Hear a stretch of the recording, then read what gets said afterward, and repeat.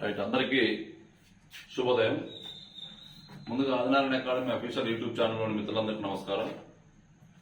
ఇక్కడ ప్రధానంగా ఈరోజు ఈ చిన్న వీడియో మీకు అందుబాటులో తీసుకురావడానికి ప్రధాన కారణం ఏంటంటే, ఇక్కడ ఈ ఎండోమెంట్ ఈవో గ్రేడ్ 3కి సంబంధించి నిన్న రోజు మరి దాని యొక్క విధి విధానాలు ఏంటి, ఎలా ఉంటుంది, తర్వాత దాని యొక్క అర్హతలు ఏంటి, మరి ఏజ్ రిలాక్సేషన్ ఎలా ఉంటుంది, తర్వాత శాలరీ పర్టికులర్స్ ఎలా ఉంటవి, మరి ఆల్రెడీ ఎంప్లాయీస్ అయితే ఎంప్లాయీస్కి ఈ పే ప్రొడక్షన్ ఉంటుందా లేదా, ఈ అంశాలన్నింటినీ కూలంకుషంగా నిన్న రోజు వీడియోలో చెప్తూ వచ్చాను.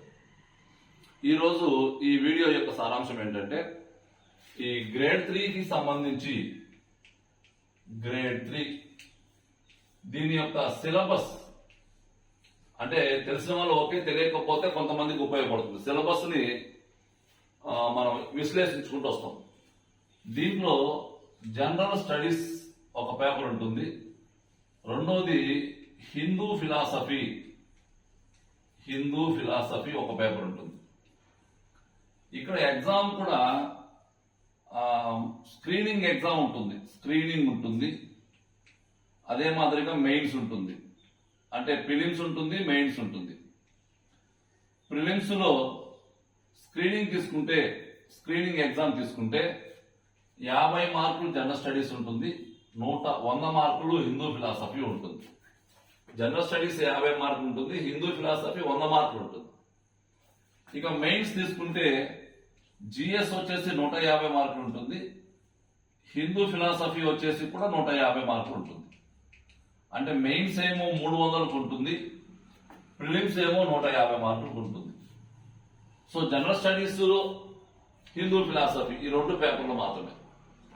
ఇక జనరల్ స్టడీస్ లో ఏ టాపిక్స్ ఉంటాయి, గతంలో ఎగ్జామ్ జరిగే సమయానికి అంటే 2019లో నోటిఫికేషన్ వచ్చిన తర్వాత 2022లో మెయిన్స్ జరిగే నాటికి ఈ జనరల్ స్టడీస్ లో మొత్తం 12 టాపిక్స్ ఉండేవి. 12 టాపిక్స్. ఆ 12 టాపిక్స్ లో మనకి ఇప్పుడు ఒక టాపిక్ పూర్తిగా తీసేశారు.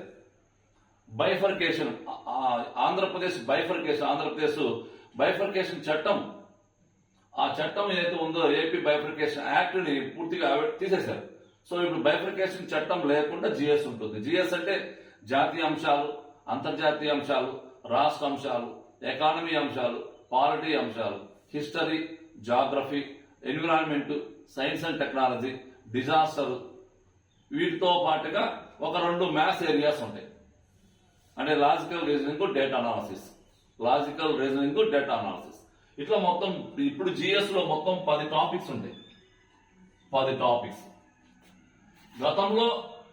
గతంలో ఆంధ్రప్రదేశ్ బైఫర్కేషన్ యాక్ట్ ఉండేది. ఇప్పుడు ఆ ఆంధ్రప్రదేశ్ బైఫర్కేషన్ యాక్ట్ ని పూర్తిగా తొలగించారు. ఈ జిఎస్ స్క్రీనింగ్ ఎగ్జామ్ లో 50 మార్కులకు వస్తుంది, మెయిన్స్ ఎగ్జామ్ లో 150 మార్కులకు వస్తుంది. సో కాబట్టి జిఎస్ లో ఉండే అంశాలు ఏంటి మీకు ఐడియా ఉంది. కరెంట్ అఫైర్స్ తో పాటుగా స్టాండర్డ్ గా మనకు ఎకానమీ స్టాండర్డ్ చదవాలి, పాలిటీ స్టాండర్డ్ చదువుకోవాలి, అదే మాదిరిగా జాగ్రఫీ చదవాలి, హిస్టరీ చదవాలి, సైన్స్ చదవాలి, అదే మాదిరిగా ఇంకా ఎన్విరాన్మెంట్ చదవాలి, డిజాస్టర్ చదవాలి. వీటి యొక్క స్టాండర్డ్ అంశాలతో పాటుగా వర్తమాన అంశాలను కూడా చదువుతూ రావాలి. ఇక హిందూ ఫిలాసఫీ తీసుకుంటే దీంట్లో మొత్తం 12 చాప్టర్స్ ఉంటాయి. హిందూ ఫిలాసఫీలో. సో హిందూ ఫిలాసఫీలో ఉండే 12 చాప్టర్స్ ఒకసారి నేను జాగ్రత్తగా స్టడీ చేస్తే దాంట్లో ఫస్ట్ చాప్టర్ మనకు రామాయణము పైన మనకు ఐడియా ఉండాలి. రామాయణంలో భాగాలు ఏంటంటి అవి మనం డిస్కస్ చేసుకోవాలి. రెండోది మహాభారతం అంటే కూడా మనకు ఐడియా ఉండాలి. మూడోది భాగవతం. నాలుగోది పురాణాలు. ఇక 5వ టాపిక్ వచ్చేసి టెంపుల్ ఆగమాలు, దేవాలయాల ఆగమాలు. ఏంటి ఆగమాస్ అంటే, కొన్ని దేవాలయాలు వైష్ణవ దేవాలయాలు, కొన్ని దేవాలయాలు శైవ దేవాలయాలు. అంటే బొట్టు నిలువుగా పెట్టుకుంటే వైష్ణవులు, అడ్డంగా పెట్టుకుంటే శైవ మతస్థులు. తెలుసుగా మీకు. సో వైష్ణవ దేవాలయాలలో ఎటువంటి ఆగమాలు ఫర్ ఎగ్జాంపుల్ తిరుమల తిరుపతి దేవస్థానం ఉందనుకోండి, అక్కడ ఎటువంటి ఆగమాలని మరి ప్రదర్శిస్తారు. సింహాచలం మనం చెప్పుకున్న మన పాంచారాత్ర ఆగమం చెప్పని తెలుసా మీకు. అట్లా ఈ దేవాలయాల ఆగమాలు మనకు మొత్తము 2 రకాలు, ఒకటి వైష్ణవ ఆగమ, 2 శైవ ఆగమాలు.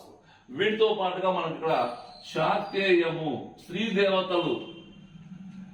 దేవతలు నిలవేమున్న దేవాలయాలు కొన్ని ఉంటాయి, దుర్గా దేవాలయము అటువంటి అక్కడ ఎటువంటి ఆగమాలు పాటిస్తూ ఉంటారు. సో కాబట్టి ఇది ఈ యొక్క 5వ చాప్టర్ లో డిస్కస్ చేసుకోబోయే అంశాలు, దేవాలయాల ఆగమాలు. ఇక 6వ చాప్టర్ ని మనం జాగ్రత్తగా గమనించుకుని వస్తే, 6వ చాప్టర్ లో హిందువుల యొక్క పండుగలు, హిందూ ఫెస్టివల్స్, మనం ఎటువంటి పండుగలు జరుపుతూ ఉంటాం, ఆ పండుగల యొక్క ప్రత్యేకతలు ఏంటి, అదే మాదిరిగా మనకి క్లాసికల్ ఫైన్ ఆర్ట్స్ అంటే సాంప్రదాయ కళలు ఏంటి, సాంప్రదాయ కళలు అంటే డాన్సులు కావచ్చు, అదే మాదిరిగా మనకు కొన్ని ఏరియాస్ తప్పెట గుళ్ళు ఇట్లా రకరకాలు ఉంటాయి కదా. ఇక్కడ 2 ఏరియాస్ ఉన్నాయి, ఒకటి పండుగలు, 2 సాంప్రదాయ కళలు. ఈ 2 కూడా మనకు హిందూ పండుగలలో మనం డిస్కస్ చేసుకుంటూ వస్తాం. ఇక 7th చాప్టర్ తీసుకుంటే, 7th చాప్టర్ లో ఏం కనిపిస్తుంది మనకు, వేదిక్ కల్చర్ అంటే అర్థం ఏంటి, వేదిక్ కల్చర్ యజ్ఞాల గురించి చెప్పుకుంటారు. అదే మాదిరిగా అక్కడ మనకు వేదాలు అంటే ఏంటి, ఉపవేదాలు అంటే ఏంటి, అదే మాదిరిగా ఉపనిషత్తులు అంటే ఏంటి, ధర్మాలు అంటే ఏంటి, ఇదంతా కూడా వేదిక్ కల్చర్ లో వస్తుంది. యజ్ఞాలు, యాగాలు, వేదాలు, ఉపవేదాలు, ఉపనిషత్తులు, ధర్మాలు, ఇటువంటివన్నీ కూడా ఈ వేదిక్ కల్చర్ లో డిస్కస్ చేసుకుంటూ వస్తారు. ఇక నెక్స్ట్ మనకు 8వ చాప్టర్ తీసుకుంటే, హిందూ మతంలో కొంతమంది గురువులు ఉంటారు. ఫర్ ఎగ్జాంపుల్ ఆది శంకరాచార్యులు, మధ్వాచార్యులు, రామానుజాచార్యులు, అదే మాదిరిగా పోతులూరి వీరబ్రహ్మం గారు, అట్లా మనకు అనేక మంది గురువులు ఉంటారు అన్నమాట హిందూ మతానికి సంబంధించి. ఆ గురువుల యొక్క ప్రత్యేకతలు వాళ్ళ గురించి తెలుసుకుని వస్తాం మనం. మీరాబాయి కావచ్చు, లేకపోతే ఇంకా మనకు చైతన్య మహాప్రభు కావచ్చు, ఇట్లా ఒక్కొక్కల గురించి ఒక్కొక్క ఏరియాలో ఒక్కొక్క ఉంటారు వాళ్ళు, వాళ్ళ గురించి మనం డిస్కస్ చేసుకుని వస్తాం. ఇక 9వ చాప్టర్ తీసుకుని వచ్చినప్పుడు 9వ చాప్టర్ లో హిందూ మతంలో ఫ్యామిలీ స్ట్రక్చర్, కుటుంబ నిర్మాణం ఎలా ఉంటుంది, మరి హిందూ మతానికి సంబంధించిన ఫ్యామిలీ స్ట్రక్చర్, కుటుంబం అంటే ఏంటి, కుటుంబంలో ఎవరెవరు ఉంటారు, కుటుంబం అసలు ఎలా ఏర్పడుతుంది, వివాహం అంటే ఏంటి, వివాహంలో రకాలు ఏంటి, ఇటువంటివన్నీ కూడా మనం హిందూ ఫ్యామిలీ స్ట్రక్చర్ అనే ఈ యొక్క కాన్సెప్ట్, ఈ యొక్క మనం 9వ చాప్టర్ లో డిస్కస్ చేసుకుని వస్తాం. ఇక నెక్స్ట్ మనకు 10వ చాప్టర్ తీసుకుంటే, 10వ చాప్టర్ లో ఏముంటాయి మనకు, 10వ చాప్టర్ లో ఒకసారి జాగ్రత్తగా గమనించుకుని వస్తే, 10వ చాప్టర్ లో మొత్తం మీద దేవాలయాల యొక్క ఆదాయాలు, ఇది దేవాలయాల యొక్క ఆదాయాలు, దేవాలయానికి ఎటువంటి ఆదాయం ఎలా వస్తుంది. హిందూ మనకు ఎండోన్మెంట్ యాక్ట్ 1987 లోని మనకు సెక్షన్ 57 గురించి డిస్కస్ చేయమని చెప్పాను. సెక్షన్ 57 మనకు ఎండోన్మెంట్ యాక్ట్ 1987 లోని సెక్షన్ 57 గురించి డిస్కస్ చేయాలంటే, దేవాలయాలు మరి పెద్ద పెద్ద దేవాలయాలు పనిచేస్తుంటే వాటికి భయంకరంగా ఆదాయం వస్తుంది, భూముల వస్తుంది, ఆదాయం ఎలా వస్తుంది, వాటిని ఎలా హ్యాండిల్ చేయాలి, వాటిని ఎలా మరి చేసుకోవాలి, వాటిని ఎలా ప్రొటెక్ట్ చేసుకోవాలి, ఇవన్నీ కూడా. ఇక 11వ చాప్టర్ తీసుకుంటే, 11వ చాప్టర్ వచ్చేసి ఒకసారి మీరు దేవాలయంలోకి ఈఓగా వెళ్తే, అంటే ఎగ్జిక్యూటివ్ ఆఫీసర్ గా మీరు దేవాలయంలోకి వెళ్తే మీ అధికారాలు ఏంటి, ఈఓ యొక్క అధికారాలు ఏంటి, ఈఓ యొక్క అధికారాల గురించి సెక్షన్ 29 తెలియజేస్తుంది. సెక్షన్ 29. సో ఈఓ యొక్క అధికారాలు మొత్తం చెప్పుకుని వస్తాం మనం. ఇక 12వ చాప్టర్ తీసుకుంటే, 12వ చాప్టర్ లో ల్యాండ్ రికార్డ్స్, మనం దేవాలయంలో ఈఓగా వెళ్ళిన తర్వాత భూములు ఎక్కువ, ప్రధానంగా భూములే మనకు ఆదాయం దేవాలయాలకి. ప్రతి దేవాలయానికి భూములు ఉంటాయి. ఈ దేవాలయానికి అనుబంధంగా ఉండే భూములని, వాటి యొక్క రికార్డ్స్ ని, దీనికి సంబంధించి 75వ సెక్షన్ నుంచి 86వ సెక్షన్ వరకు డిస్కస్ చేయమన్నాను మొత్తానికి. సో కాబట్టి ఎండోన్మెంట్ ఈఓ గ్రేడ్ 3కి సంబంధించి మరి 104 ఉద్యోగాలను మరి నియమించుకోమని రాష్ట్ర ప్రభుత్వం ఆదేశాలు జారీ చేసిన తర్వాత దానికి సంబంధించిన సిలబస్ ఏంటి, ఆ సిలబస్ లో ఉండే అంశాలు ఏంటంటే, జనరల్ స్టడీస్ ఏంటి, స్క్రీనింగ్ ఏముంటుంది, మెయిన్స్ ఏముంటుంది, తర్వాత జనరల్ స్టడీస్లో ఎన్ని టాపిక్స్ ఉంటాయి, అదే మాదిరిగా హిందూ ఫిలాసఫీలో ఉండే 12 టాపిక్స్ ఏంటి, ఈ టాపిక్స్ అన్ని కూడా మనం క్వశ్చన్గా చెప్తూ వచ్చాం. సో ఇట్లా మనము సిలబస్ ఫస్ట్ మనం ఏం చేయాలంటే ఏదైనా ప్రిపరేషన్ స్టార్ట్ చేసేటప్పుడు ఆ సిలబస్ పేపర్ ఒకదాన్ని మనం ప్రింట్అవుట్ తీసుకొని మీ స్టడీ చైర్ మీద పెట్టేసుకొని ముందు సిలబస్ స్టడీ చేయాలి. సిలబస్ స్టడీ చేసిన తర్వాత అప్పుడు మీ ప్రిపరేషన్ స్టార్ట్ చేయాలి. సో ఒకటి సిన్సియర్గా ఒక మాట చెప్తాను మీకు, నేను ఈ ఏపీపీఎస్సీలో ఎగ్జామ్స్ ప్రిపరేషన్ అనేది ఇది 2 నెలలతోనో 3 నెలలతోనో అయిపోయే ప్రక్రియ కాదు. వన్స్ ఒకసారి మనం ఈ ప్రక్రియ స్టార్ట్ చేశామంటే అది 1 year పట్టచ్చు, 1.5 years పట్టచ్చు, 2 years పట్టచ్చు. సో ఇక్కడ మనకు పేషెన్స్ చాలా అవసరం కూడా. సో మీరు అందరూ కూడా ఎవరైతే ఈ యొక్క ఈఓగా మనం సర్వీస్ చేయాలనుకుంటామో వీళ్ళందరూ కూడా పేషెన్స్తో ఉంటూ, ఓపికతో ఉంటూ, నేను నిన్న కూడా చెప్పా, మీకు ఒక మంచి మెంటార్, మీరు ఎలాగైతే ఒక మంచి మెంటార్ని సెలెక్ట్ చేసుకుంటారో అక్కడే మీ యొక్క 50% మనకు సక్సెస్ అనేది వచ్చేస్తుంది. సో కాబట్టి మీరు అన్ని గమనించండి. సామాజిక మాధ్యమాల్లో అనేక మంది అనేక రకాల క్లాసులు చెప్తుంటారు, ఒక్కొక్కరిది ఒక్కొక్క స్టైల్. నేను ఎవరిని ఎక్కువ మాట్లాడలేదు, ఎవరి గురించి కూడా, ఎవరి స్టైల్ వాళ్ళది. ఆ సమయంలో మీరు మంచి మెంటార్ని సెలెక్ట్ చేసుకొని మీ ప్రక్రియను ముందుకు తీసుకెళ్తే ఆటోమేటిక్గా విజయం వచ్చేస్తుంది. ఇంకొకటి, ఇక్కడ మనము సోషల్ మీడియా సామాజిక మాధ్యమాల్లో ఇప్పుడు మనకు అంతా ఆన్లైన్ ఎడ్యుకేషన్ కాబట్టి నేను చెప్పాను మీకు, ఒక్కొక్కరు ఒక్కొక్క స్టైల్. ఒకరు 100 రూపాయలకి కోర్స్ ఇస్తారు, ఇంకొకరు 200 రూపాయలకి కోర్స్ ఇస్తారు, 1000 రూపాయలకి కోర్స్ ఇస్తారు. సో మనకి తక్కువ వస్తుంది కదా అని మనం ఒకసారి వెళ్ళిపోయిన తర్వాత మళ్ళీ రీబ్యాక్ కాలేదు. సో నేను ఏమంటాను, ఇక్కడ మనం ఇది లైఫ్కి సంబంధించింది, మన జీవితానికి సంబంధించిన ఉద్యోగాలు ఇవన్నీ కూడా. వీటి విషయంలో ఖర్చు పెట్టేటప్పుడు ఆలోచించాల్సిన అవసరం లేదు. ఒక చోట మనకు ఫర్ ఎగ్జాంపుల్ ఒక చోట కాస్ట్ ఎక్కువ ఉండొచ్చు, ఇంకో చోట కాస్ట్ తక్కువ ఉండొచ్చు. సో ఇటువంటి విషయాల్లో మీరు ఆలోచించుకొని మరి ఇక్కడ ఆలోచిస్తాం మనం. వేరే చోట్ల మనకు వేరే చోట్ల అయితే అసలు ఆలోచించడం కూడా. మన లైఫ్కి సంబంధించిన విషయాల్లో ఖర్చు పెట్టేటప్పుడు మీరు ఆలోచించాల్సిన అవసరం లేదు. 100% మీకు క్లాసెస్ కానీ, 100% మెటీరియల్ కానీ, 100% రాబోయే కాలంలో టెస్టులు కానీ, ఇవన్నీ కూడా ఎక్కడ మనకు సమృద్ధిగా లభిస్తాయో ఒకసారి మీరు గమనించండి. సో ఇవన్నీ గమనించిన తర్వాత నిర్ణయం తీసేసుకోండి. ఇక ఫైనల్గా ఒక చిన్న మాట చెప్తాను మీకు నేను. మనకు ఏదైనా ఒక కష్టం వచ్చామనుకోండి, కష్టం వస్తే ఎక్కడికి వెళ్తాం మనము? దేవుని దగ్గరికి వెళ్తాం. దేవుని దగ్గరికి వెళ్ళి ప్రార్థిస్తున్నాం, స్వామి నాకు ఇట్లా ఆదాయం రావట్లేదు, మరి నాకు ఆదాయం రావాలి, నాకు ఆదాయం వస్తే నేను నీకు ఎంతో కొంత వాటా ఇస్తాను. రకరకాలుగా దేవుడిని ప్రార్థిస్తూ వస్తుంటాం.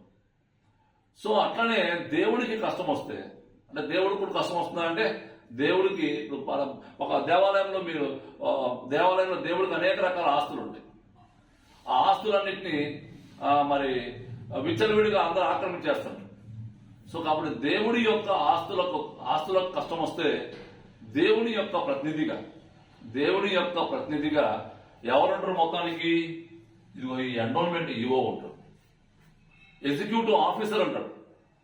కాబట్టి మీరందరూ కూడా దేవుని యొక్క ప్రతినిధులుగా ఎంపిక కావడానికి అవకాశం వచ్చింది మీకు. సో దేవుని యొక్క ప్రతినిధిగా ఎంపిక కావడానికి అవకాశం వచ్చినప్పుడు దాన్ని సద్వినియోగం పరచుకోవాలి. కొంతమంది దేవుని యొక్క ప్రతినిధిగా ఎంపిక కావడానికి అవకాశం వచ్చిన తర్వాత, అవకాశం వచ్చేంత వరకు ఒక రకంగా ఉంటారు, అవకాశం వచ్చిన తర్వాత మరొక రకంగా మారిపోతారు. సో ఎప్పుడు కూడా కర్మ ఫలం ఏదైతే ఉందో అది మనం వదిలిపెట్టదు. కంపల్సరీ మనం చేసిన తప్పులకి మనం తప్పనిసరిగా కర్మను అనుభవించాల్సింది గ్యారంటీగా అయితే.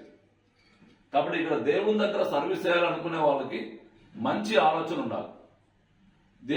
దేవుని యొక్క ఆస్తులను కాపాడమని మీకు అవకాశం కల్పిస్తున్నాడు ఈఓ రూపంలో. కాబట్టి మీరు ఆ ఆస్తుల మొత్తానికి ఒక ప్రతినిధిగా ఉండాలి. కంపల్సరీగా దేవుని దగ్గర సర్వీస్ చేయాలి. సమాజంలో మంచి గౌరవం ఉంటుంది. సో కానీ ఈ అన్నింటినీ కూడా మనం బేరీజు వేసుకొని మనం ఊహించుకుంటూ కళలు కంటూ ఆ కళలకు సాకారం చేసుకునే మాదిరిగా కష్టపడండి. మీ కష్టానికి ఆదినారాయణ అకాడమీ ఎంతో కొంత సహాయపడుతుంది అనుకుంటే మాత్రమే మన యాప్ ప్లే స్టోర్లో ఉంటుంది, ఇన్స్టాల్ చేయండి. దీనికి సంబంధించిన క్లాసెస్ అంటే హిందూ ఫిలాసఫీ సపరేట్గా కోర్స్ ఉంటుంది, జనరల్ స్టడీస్ సపరేట్గా కోర్స్ ఉంటుంది. ఈ హిందూ ఫిలాసఫీకి సంబంధించిన మెటీరియల్, హ్యాండ్మేడ్ మెటీరియల్ ఒక చిన్న కోర్స్ ఒకటి పెట్టాము. తర్వాత హిందూ ఫిలాసఫీ, జనరల్ స్టడీస్ రెండు కలిపి ఒక కోర్స్ పెట్టాము. వీటికి సంబంధించిన వివరాలు ఏదైనా మీకు కావాలంటే నాకు కాల్ చేయండి. ఓకేనా? సో కాబట్టి గతంలో మనం సాధించిన విజయాల స్ఫూర్తితోటే నిజాయితీగా నిస్వార్థంగా దేవుని పట్ల విశ్వాసంతో మనం క్లాసెస్ రన్ చేస్తుంటాం, అంతే తప్ప వేరే ఉద్దేశంతో రన్ చేయం.